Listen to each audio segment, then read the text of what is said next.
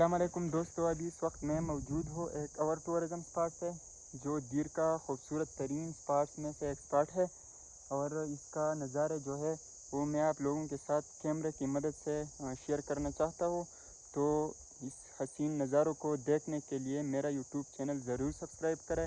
हमारे इलाके का जितने टूरिज़म स्पॉट्स है वो मैं आप लोगों के साथ ज़रूर शेयर करूँगा। तो हमारे साथ रहे और इस हसीन वादियों से मेरे साथ लुत्फ़ उठाएं। चलिए देखते हैं ये हसीन नज़ारे।